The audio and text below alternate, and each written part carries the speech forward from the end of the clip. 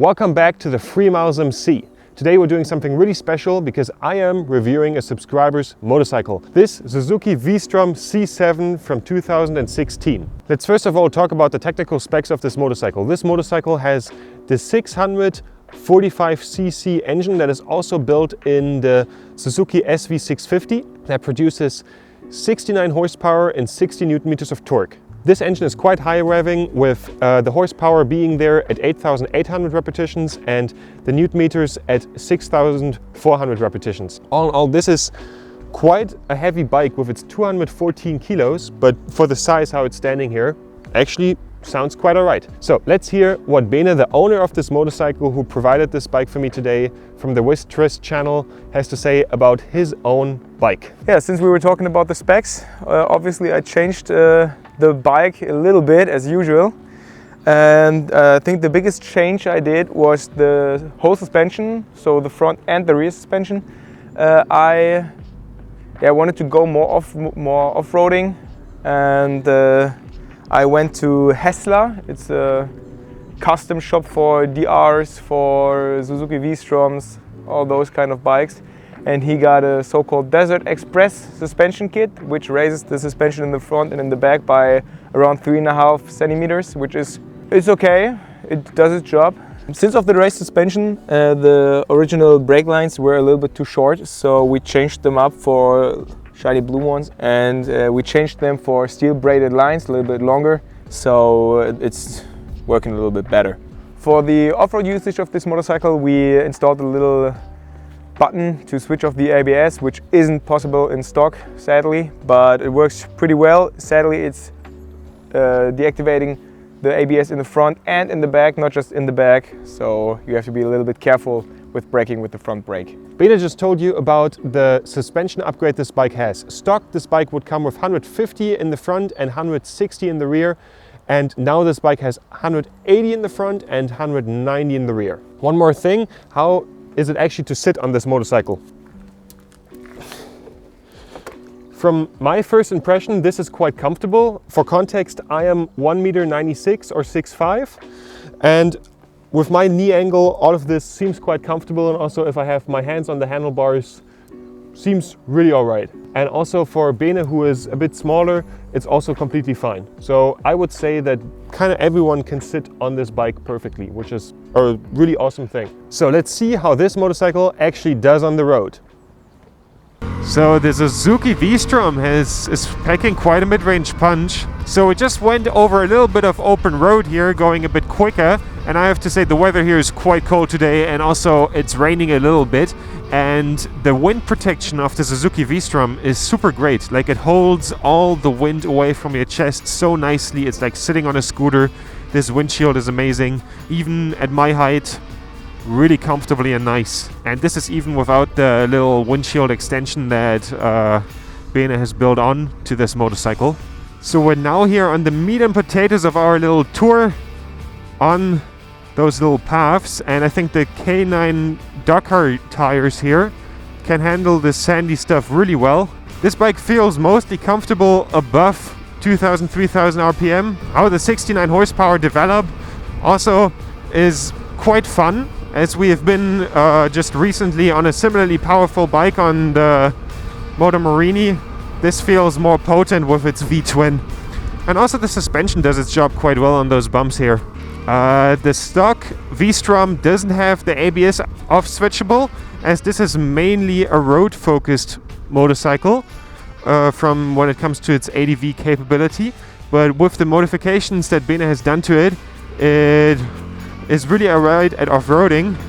When he rode me to go riding these bikes, I saw that he actually takes this bike off-road, which is just, I really admire that he has a big ADV bike and actually rides it like a big ADV bike is always presented. So here you can see how this thing handles bumps and looser stuff. Of course, with the suspension upgrade, this is purely amazing. Like, you could not imagine it to be better. With the bike earlier having to maneuver the bumps, and here now the one or other corner and also bumps here, you're not feeling the weight of this motorcycle that much. Like, the weight is very down low with its 214 kilos. 214 kilos is, by the way, for a motorcycle like this, really good. This motorcycle feels really, really big, especially when considering the bike has a 20-liter tank. The tank is now full, and from how the weight feels on the bike, it feels quite low and nice. I feel comfortable and secure on this motorcycle, which I think is very important. On the Suzuki VStrom here, it handles the curves definitely well enough.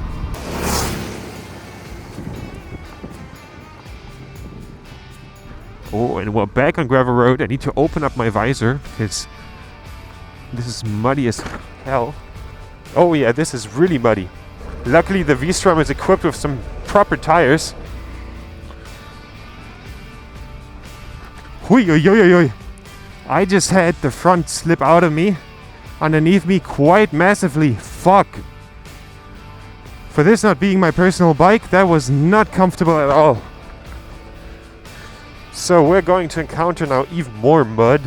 I will have to leave my visor open to be able to see properly what I'm doing here, because I need my full attention for this.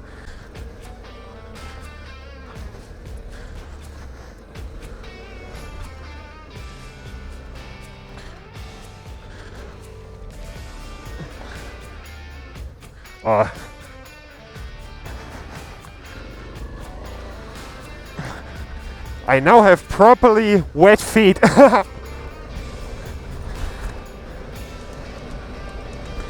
Honestly, this is amazing fun.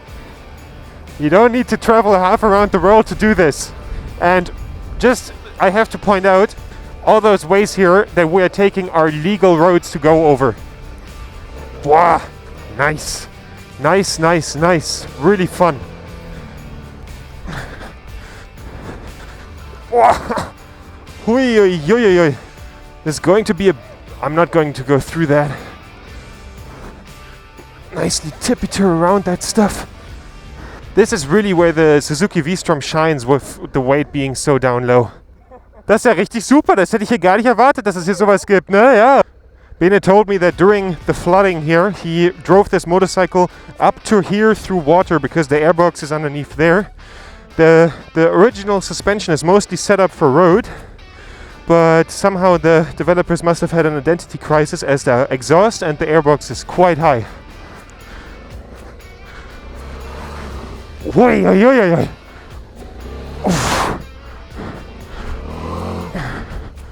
Whew. I am wet, to say the least.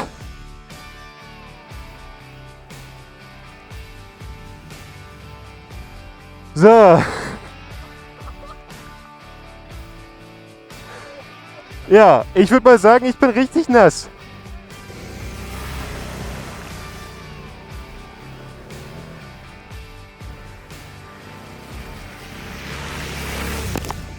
So, had to change cameras real quick as my camera had a malfunction. Here you see the flooding. This whole forest is underwater, as you see. For being designed as mainly a bike for the road, this bike handles off-road really well, and also the mud. And especially compared to other adventure bikes, and in general the feeling is just really good.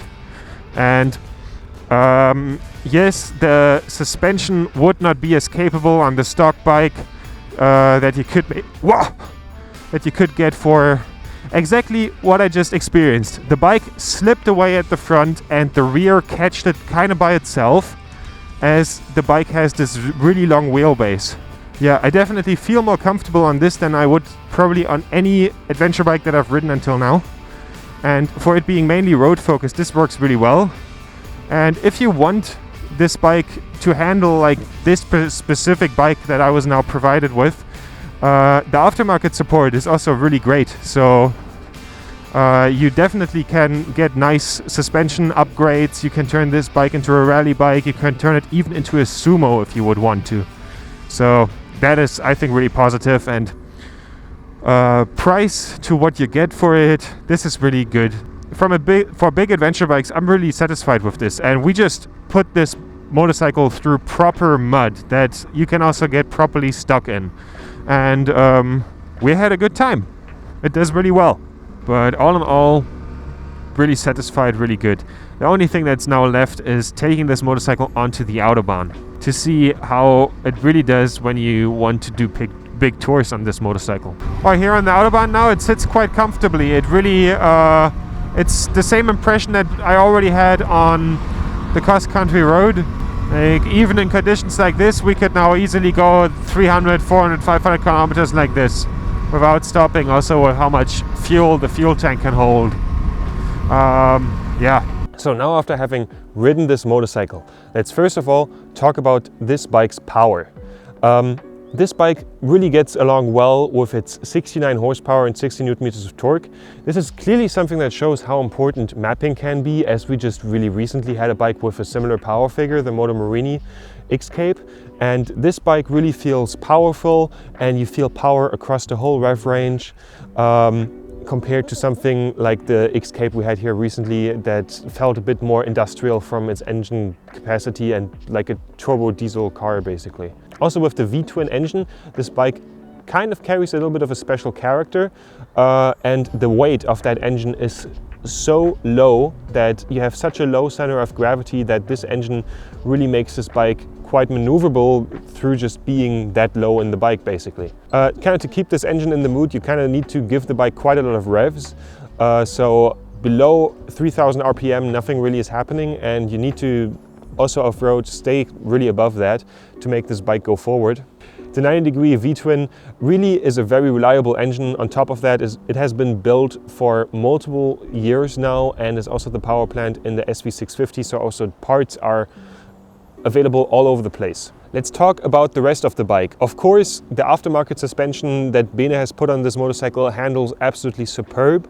It is, for such a big bike, really kind of the best that I was able to expect. But also the rest of the bike, like I already said, due to the low center of gravity, feels really good. And this motorcycle also has a very long wheelbase on top of that. So if you go off-road, the bike kind of corrects a lot of mistakes by itself, just through the rear correcting the front of the bike basically. So it is just a really relaxed time off-road on this bike as well. On-road, I sadly cannot say that much about the bike if you really push it, but from what I've done now from the on-road riding, I felt really safe, comfortable and relaxed on the motorcycle. And I think all in all, this bike is a really good package that does on-road and off-road both reasonably fine, and then of course has the advantage of a big tourer with the amazing wind protection. The wind protection really rivals the one of a scooter. The bike is incredibly stable on the road. It feels like a couch if you sit on it. And I recently did this video where I kind of was criticizing ADV bikes and stuff. If you really want to get the closest to actually doing some ADV riding, in the sense of not crazy single track stuff, but like really bad muddy roads like you've seen in this video, something like this would be fine, and you still can chill on the highway for miles on end. Also the range of this bike with the 20-liter tank that doesn't affect the center of gravity that much actually, it's really nice.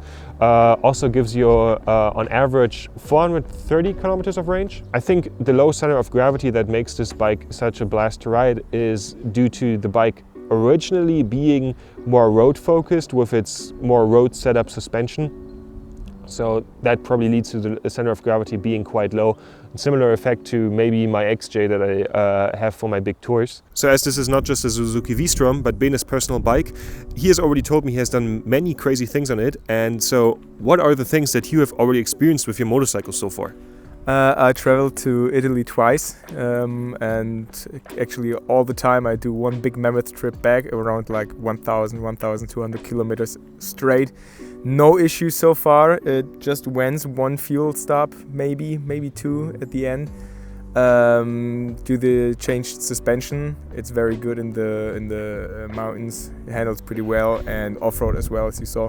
The off-road tracks you saw in the video are actually my go-to off-road tracks, but I also went to an off-road park, jumped the bike a little bit, so I'm not gentle with this bike.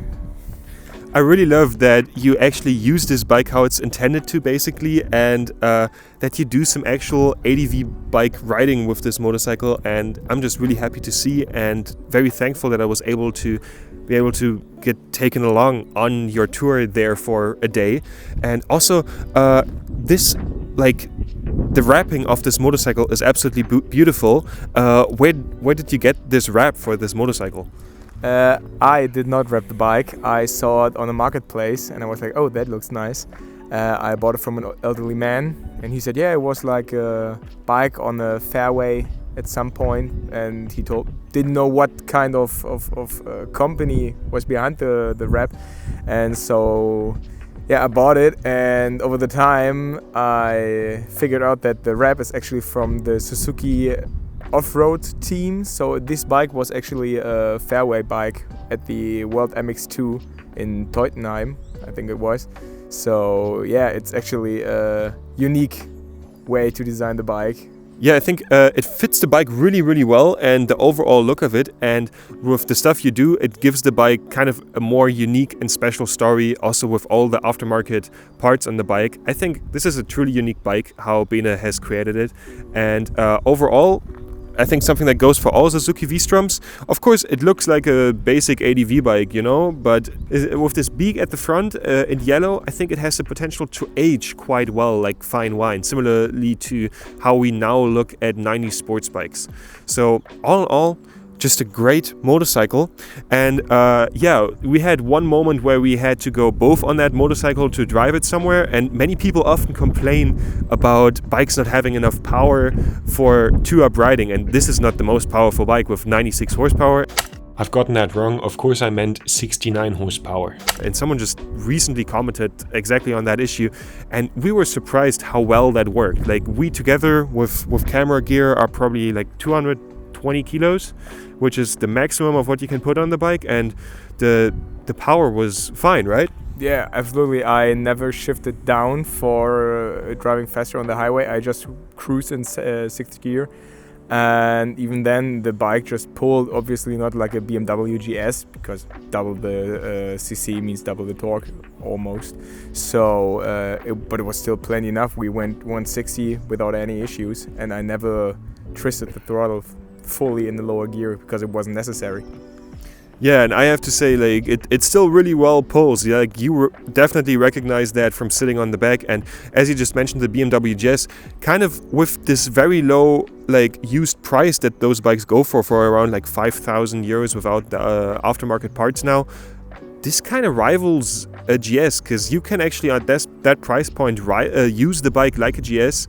In a sense, it of course has half the power, yes, but you can tear up some fire roads perfectly, you can go on big tours, and you can kind of push it a bit off-road, like we've already heard. So all in all, this is, I think, when you want to put your money somewhere on the used market, a really good bike. Yeah, as we've just now talked about the price of the bike being around 5,000 euros on the used market, how much money did you invest in the bike for actual modifications? When you just not look at the suspension, all in all, with the exhaust pipe, the skid plate, the foot pegs, the brake lever and the clutch lever, I think I'm around like 4 to 5, maybe 6 grand by now. The suspension itself is around 2.5 with the ABS switch. But if you look at the price at 5,000 euro and you go put on these 2.5, maybe 3,000 euro, you're way more cheaper on the road than the BMW GS and do the same things. And if you throw it away, it's not that painful for your pocket. Yeah, I mean, price-wise in the end that rivals a Tenere, but in the end it's a very personal note to this bike, and I'm really amazed by this bike. It's a really good bike. All in all, feel free to leave your opinion on the Suzuki VStrom in the comments, and I hope that I was able to help some of you people who are interested in the Suzuki VStrom. As I basically reviewed a subscriber bike, if you have a bike in the German area or Netherlands, or in all Europe is quite well connected and I'm traveling around quite a lot, feel free to send me an email, and definitely subscribe and ring the bell. See you in the next one. Bene also has a small channel where he does off-road riding stuff in Germany. Definitely check him out as well.